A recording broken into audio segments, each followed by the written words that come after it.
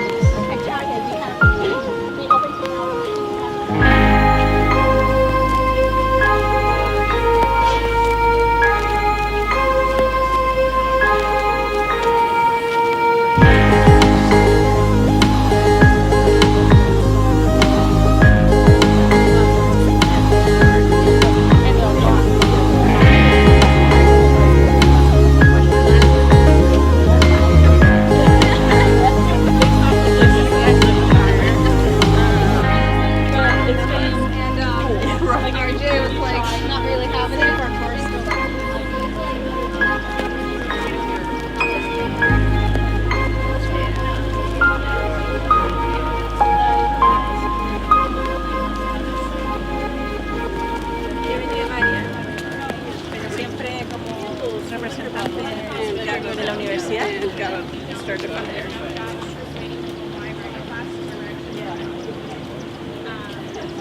What I would do with my students is I'd have them write papers in their own disciplines, and I think that made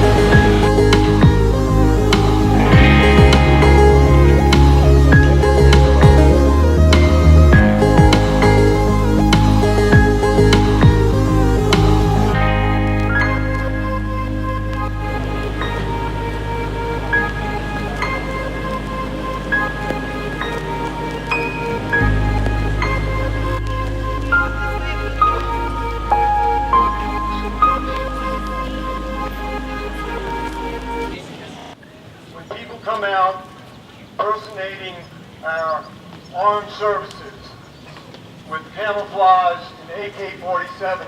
I've got the film. They all had them. They had their hands on their guns. They didn't come out there to just speak their mind. They came out there. But I'm not going to put up with this crap anymore. Yeah. I can't believe we still have to do this shit after 40 years. And I'm glad to see my generation and the younger generation and the youngest younger generation. Please take care and take care of yourselves, but get everybody possible out here. We need hundreds of thousands of people on the streets every day until these people are gone.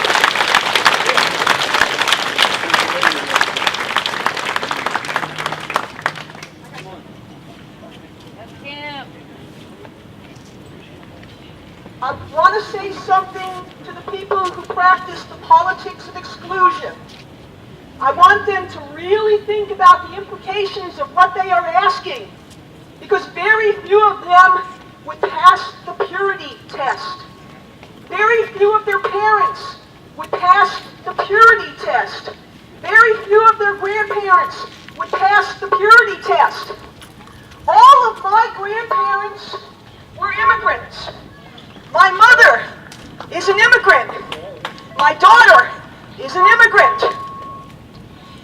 My father's mother and father came from the Ukraine.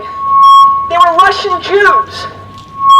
They arrived, they raised 4 children, all of whom naturally grew up speaking English, all of whom made contributions to the United States.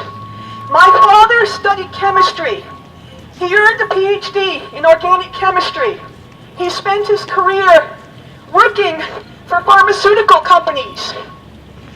When my daughter's first illness, when I filled her prescription and I looked at the label, it was made by the company that my father worked for. Her bacteria did not pay attention to the fact that he was the descendant of Russian Jews. You who would practice the politics of exclusion, remember that. You have benefited from immigrants. You continue to benefit from immigrants. You are immigrants. America is made up of immigrants, even from the first day when people passed the Bering Strait. UVA people today? Okay, I'll talk louder. I said I'm happy to be associated with Hokies and UVA people today. How many people in this crowd was in Charlottesville yesterday? Throw your hands up. Give those people a big hand. I knew about 50 people that were in UVA yesterday, out of Charlottesville yesterday, and fortunately all of them are well. I have a cousin who was a nurse at UVA hospital. She's a travel nurse, was over there. It's pretty crazy. Next time, we need 10,000, not 5,000. We need to tell our friends that they've got to. This is a button we have. We made in West Virginia. It says resist. It's the international symbol of resistance. And I hope that everybody will find one of these from either Virginia or West Virginia. But we have to stand up. There's no more sleeping and standing on the sidelines and setting up in the shade trees and stuff. Of course, shade trees are fine up there today. That's fine. But we have to come together across state lines, across this whole country. It's going to take it all, every one of us, to fight this ugly monster that's come up and reared its ugly head. And I thank you all for everything you're all doing over here. Thank you. All right, I've lived my whole life growing up just outside of Charlottesville. I had a friend of a friend with heather hair, and unfortunately saw people from my high school on both sides of the protest yesterday. I just want it to be very clear that we have zero separation from this. Taking a neutral stance is taking the side of oppression, and doing anything but fighting the good fight is taking the side of white supremacy. If you cannot denounce white supremacy, if you cannot openly denounce white supremacy, I hate to tell you this, but you are also a white supremacist. That's all I have to say. My name is Ryan Wiestock, and I'm a member of the New River Valley Greens.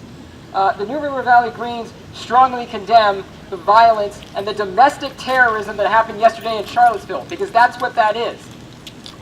James Alex Fields Jr. drove a car into a crowd and killed one person and wounded dozens others. That is domestic terrorism, and the media and the president won't say anything about that. They're doing this many sides rhetoric. There are not many sides here. There is no moral equivalence between a group of people trying to dismantle white supremacy and another group of people trying to promote it. There is not a moral equivalence between one group trying to build a state centered around white supremacy and another group trying to dismantle it. And there is no moral equivalence between one group trying to promote symbols of hatred in Charlottesville and other groups trying to take them down.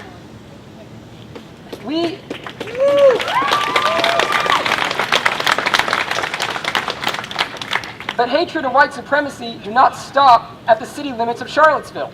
They are in the systems and in the laws of everywhere in this country. We have to be proactive about addressing that issue right here in Blacksburg. We are hosting a meeting tomorrow night at 6 p.m. in the Blacksburg Community Room with other progressive leaders around the New River Valley to try to come up with a plan for how we can address this problem in case they come down here. If they were at UVA, there's no reason they can't be at Virginia Tech. We need to have a plan in place to address that when that happens. So I encourage you all to come out, and in the words of Mother Jones, we must pray for the dead, but we must fight like hell for the living. Thank you. Here's the Blacksburg Community Room. The Blacksburg Community Room is in the public library right over there. Thank you.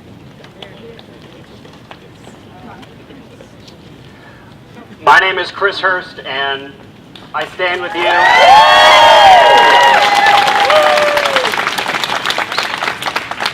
I stand with you in solidarity this afternoon at a vigil for 3 lives lost yesterday in Charlottesville. Unnecessary deaths as racists, white supremacists, people who are motivated on bigotry and racism continue to garner the kind of attention and response that has no place in Virginia, and has no place in this country, and has no place in this world. Politicians saying the correct things to denounce and condemn, and also saying that there is no place for these white supremacists and these bigots in Virginia, and that they should leave our Commonwealth. The reality is that if they were to go home, they would become our neighbors again. They would become our employers, our employees. They would become our teachers. They might even be part of the clergy. And we need to understand that silence is complicitness, and that your presence here today shows what action can look like when we all come together to reject hatred and reject discrimination. And we need to continue to do that as we march forward from here on out. I have been at too many vigils, honoring the dead and redoubling our efforts to try to make sure this never happens again. Blacksburg has been at too many vigils. You all have been at too many vigils. Yes.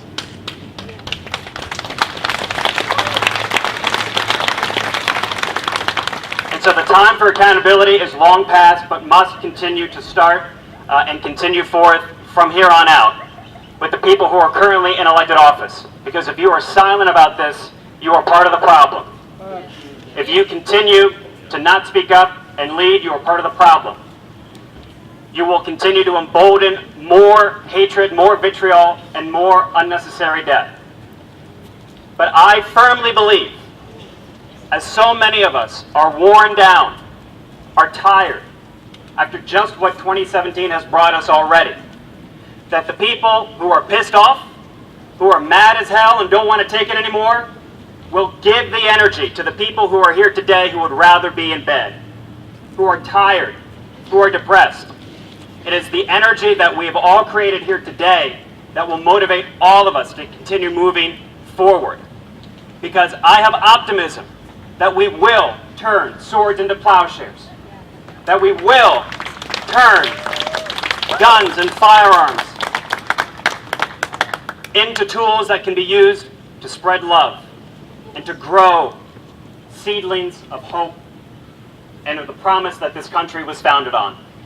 That we all are created equal, deserve to be treated equally, and we will continue that fight as long as it takes into the future. Thank you all for being here. Let's continue the fight. And I'll march with you. Thank you. Yeah, we're here together. We're here together. My name is Alexa Casey. I'm one of the co-chairs of Indivisible. We have our big sign up here and a number of members that came in today. And we are joining in that resistance and ask you all to join with us. We're meeting in Asbury Park, August 29th at 7 o'clock. Asbury Church in Christiansburg. We're meeting there on August 29th, which is a Tuesday at 7 o'clock. We need to stick together. We need to be together. We need to work together. And I think that coming together like this is really important, and we need to keep doing it. We also have elections coming up, and we need to pay attention to those.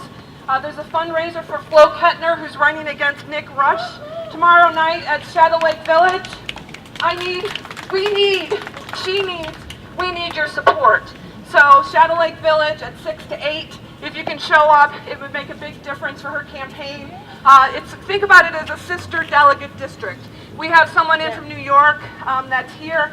We have sister delegate districts that are all in blue and helping local candidates. So that's how we make differences, is we get those guys out of office and we get people in office that believe what we believe. So thanks for being here today, and let's keep going. Let's keep fighting. I just wanted to say a few words about yesterday in Charlottesville. It was a very ugly day, but it was also a very amazing and beautiful day. There were a lot of ironies.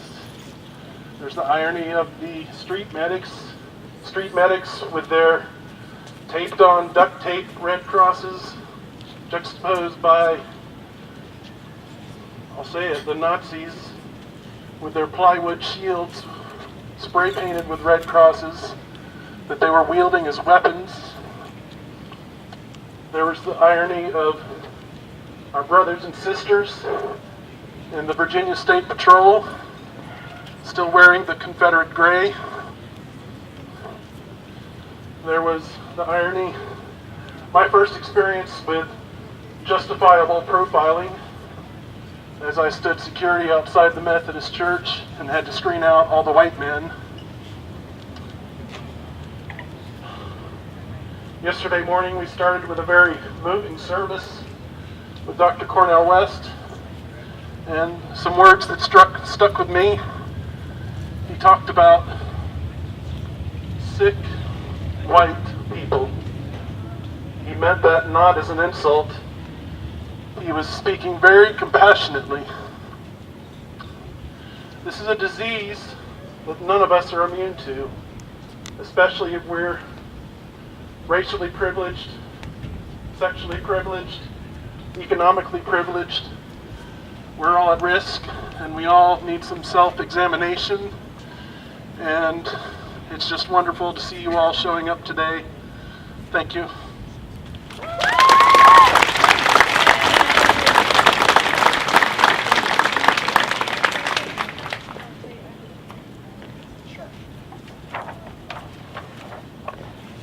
Can you hear me? Yes. Okay. I figured I'd ask that before I started speaking. Who I am is unimportant, okay? Because what is important is the work that has to be done.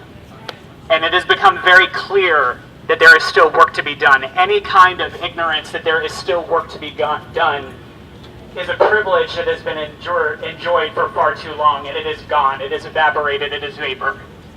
The black community has endured violence for far too long, and they have stood alone for far too long because we are too afraid to have the conversations that need to be had. Because guess what? Guess what? These people that were marching, these white supremacists, they are our co-workers. They are our employers. They are our law enforcement. They are our lawyers. They are our doctors. They are in our communities. They are our neighbors. And white people, we have got to step the hell up. Yes. We have got to step up. We have got to stop being afraid of having the conversations and confrontations that have to happen. We have got to stop being afraid. We have got to start putting our money where our signs are. Yes. It is so easy to step out here with the sign and march around the street, but we have got to put our resources where our mouths are. We have got to donate our money to the bail funds for the protesters that were arrested. We have got to donate our money to the people who are injured and who are facing hospital bills after being beat up by racist white supremacists. We have got to fund the organizations that are on the front line. It is not enough anymore to simply be on the sidelines, because it's a privilege to be on the sidelines. I am a white person. I have the ability to disappear and to not have to have these conversations. That's white privilege. But we have got to step out, and we have got to stop being afraid. We've got to be brave. There is work that has to be done. These vigils, this is a wonderful vigil, and I'm so thankful for every single person that is here today. But these vigils are reactive. They are reactive to evils that have already happened. We have got to be proactive. Several people here have already said that we need to organize, and that is the truth. We need to organize. We need to corral our resources together and plan. We've got to start addressing this before this stuff happens. Thank you all for coming out here today, and I hope that we can all spur each other on to take the next steps that need to happen. Thank you.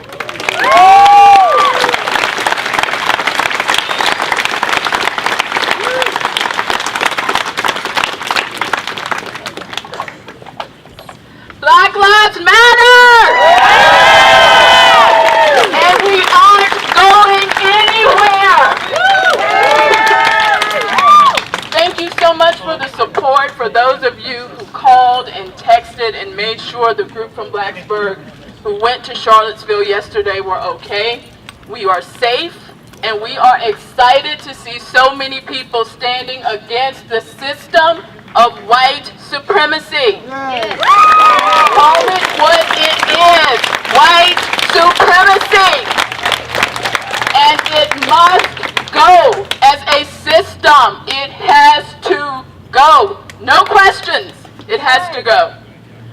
On behalf of the Black Faculty and Staff Caucus, we will continue to fight in every way possible to protect our community, to stand against hate, and to ensure that we are all safe and that we can live the lives that we want to live. I encourage all of you, keep up this fight. It is necessary. We have to keep fighting. This is nothing new for our community. We have faced this type of violence in our classrooms, in our courtrooms, in our police stations, on job interviews. This is nothing new for us. Thank you for stepping up. Continue to support us and continue to be involved in the work. Thanks again.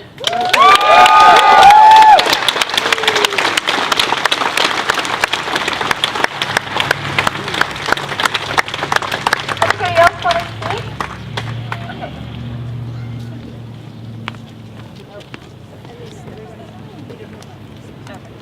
Hello, Resistance!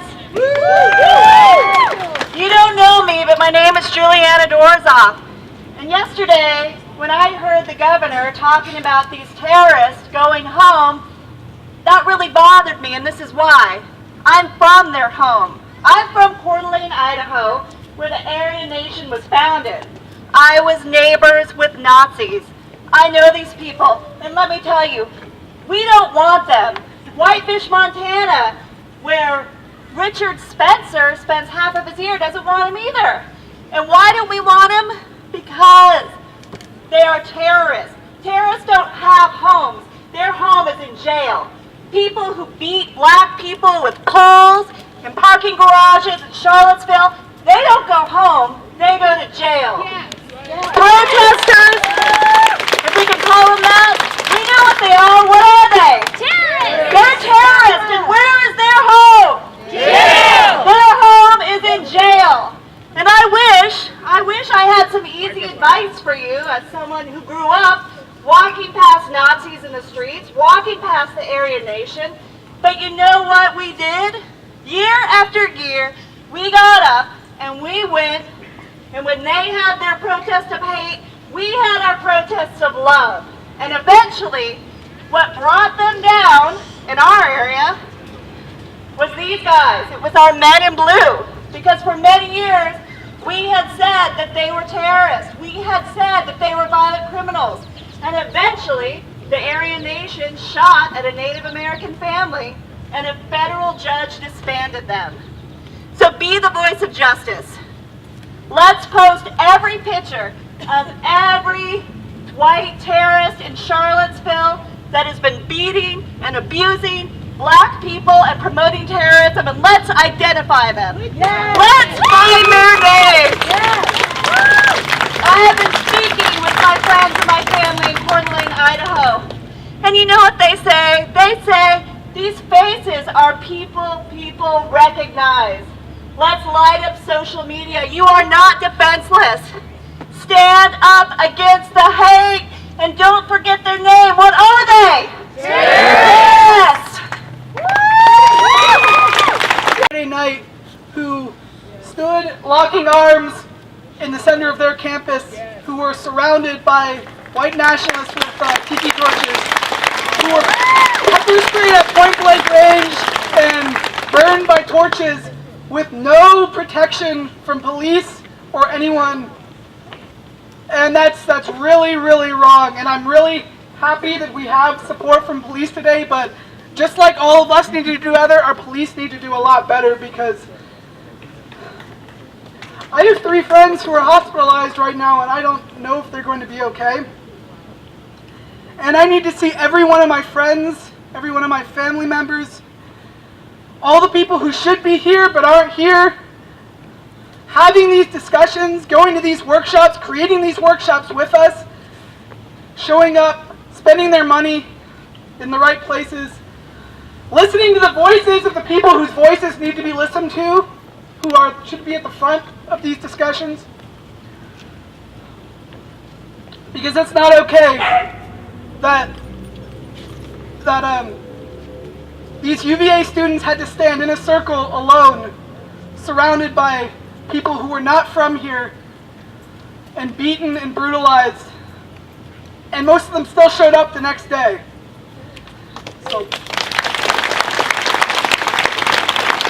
these are people from the UVA Black Student Alliance, UVA Students United, the Virginia Student Environmental Coalition.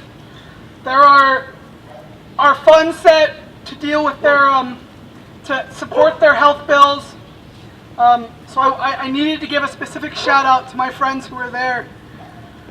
So that's all, thank you. My name is Reverend Pam Phillips. I moved here from Charlottesville just a few short weeks ago. I was privileged to be a part of the clergy coalition in Charlottesville that planned against the first rally in July, when 30 to 50 Klansmen came to Charlottesville and were outshouted, outsung by over 1,000 counter-protesters. When we are met with hate, one answer is to gather in love. Jewish, Christian, Islamic, Unitarian Universalist clergy gather together to make a plan to fight hate. And I am so grateful for those of you who answered the call of love and went to Charlottesville yesterday and Friday night to support our brothers and sisters and cousins in love. Let us take this opportunity now, when the hate is so stark in our face, we cannot miss it, to gather together across all races, all religions, all sexual orientations, every kind of difference you can imagine. Because all of us here are gathering in the name of love against hate.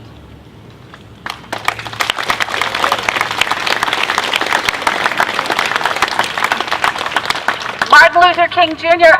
says that we are all extremists, but we must choose if we are extremists for hate or for love. I ask you now, what are you committed to being an extremist for? Love. Say it again. Love.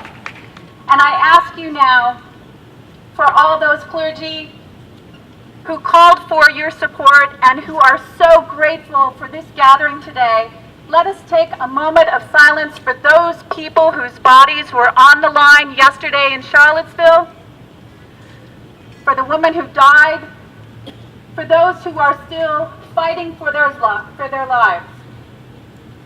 Let us take a moment for all our lives, because all of us are affected by the hate we saw in Charlottesville yesterday. I ask you now for a moment of prayer. Spirit of life, be with us, give us courage.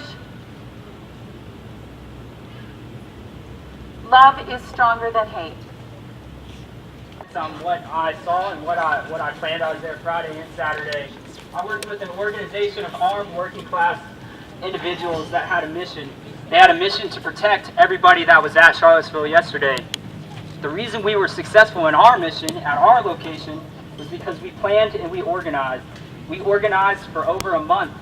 We had members of our group come from Michigan, from North Carolina, from Virginia, from Richmond, from Blacksburg. We communicated and we brought everybody together. We came up with a plan, and that's how we were able to be successful.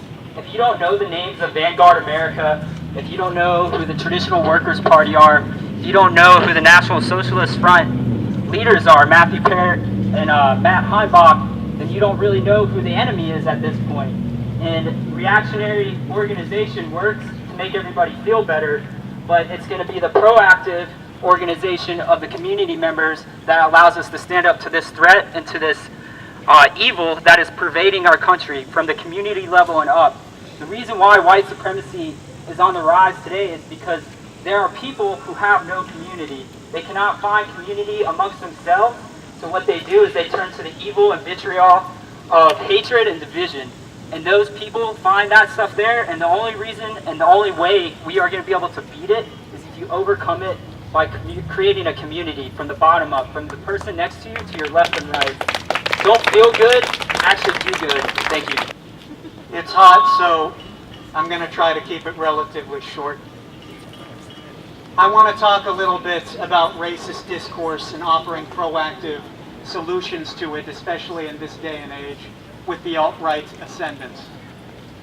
We got to talk a little bit about how mainstream conservative discourse is increasingly converging with the discourse of the extreme right. You look at concepts that are increasingly gaining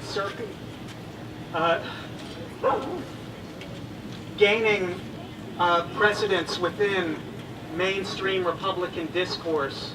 You look at concepts like cultural Marxism, this idea that people doing something as innocent as reading Marcuse in the university is the source of everybody's problems.